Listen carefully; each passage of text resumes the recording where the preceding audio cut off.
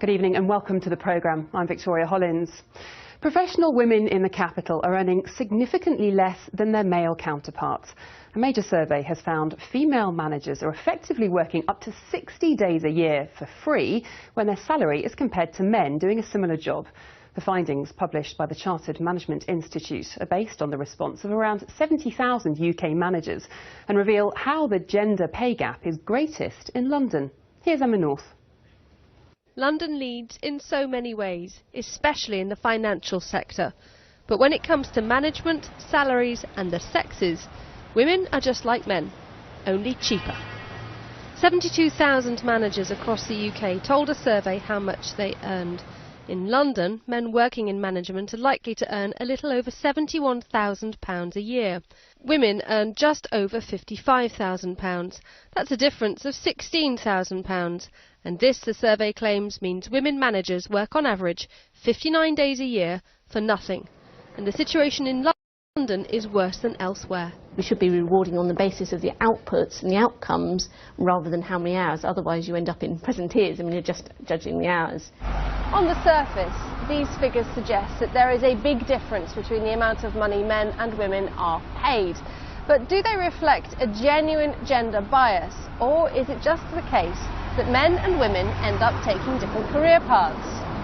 Some argue women earn the same money for the same jobs. There just aren't as many of them in senior roles to boost the overall pay. And this is caused by something known as unconscious bias. We prefer people who look like us, sound like us and have similar interests. And if you have an organisation that is run by white men, then almost inevitably you will perpetuate a board and a structure that is white men. So you have to work out how you break that unconscious bias in an organisation. It's 3.5 decades since the first equal pay laws came into force here. Next year, the government wants firms with more than 250 employees to disclose fully what both men and women earn. It's hoped this will force some companies to finally address the pay gap. Emma North, BBC London News. Well, I'm joined now by Anne Franker from the Chartered Institute of Management and Kate Adams from the think tank, the Adam Smith Institute. Thank you both for coming in. Anne, first of all, this is, on the face of it, a significant difference. To what do you attribute it? Well, I think there are a number of factors, but fundamentally what we see is whilst women at entry-level positions are earning roughly the same as men, a discrepancy of 6%, we have a sort of a glass pyramid effect. So as they raise up the management ladder, there are fewer of them and they're earning far less than men. So at senior levels, we see that pay gap broaden. The average was 22%. It broadens to 35%. But is it discrimination we're talking about? Well, you know, there are many, many factors.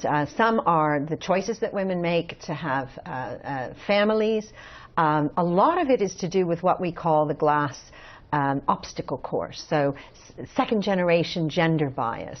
This unconscious bias that we heard about in the report. Exactly. Is that a significant problem, do you think, Kate?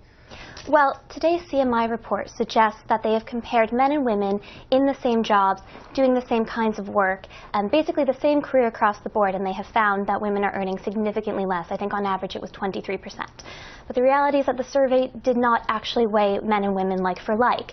They didn't ask how many hours per week these men and women are working. Now what we... Well, I have to interrupt there because we did do that, and it is an important point that Kate is making. Well, I would just like to flag up that when I spoke to your press office today, not only are they not willing to release the survey, but they said point blank they did not. And actually the hours that were used to calculate the hours that were used to calculate their salaries were based on the average ONS's average working week, which is 37.5. So Anne, this is just about the fact then that women work fewer hours than men? No, because, and this is an important point, because what we did is we took the FTE equivalent. So if you were working part-time, and a lot of women do work part-time, more so than men, we took what you were earning and grossed it up to that full-time equivalent.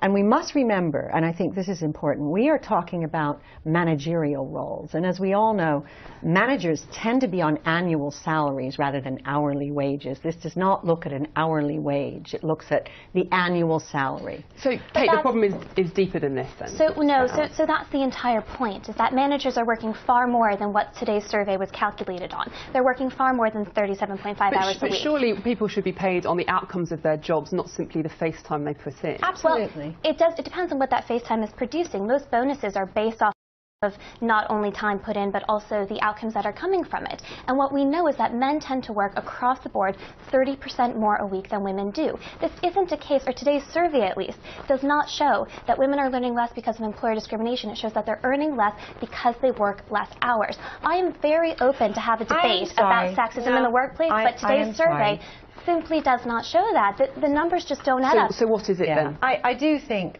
what we're doing here is getting a little bit hung up on, you know, the hourly thing. And what the survey is saying is that if you look at the bigger picture, what we see is more women graduating from university with better grades. They make up the majority of the entry-level workforce, so 67% of professional roles are to women.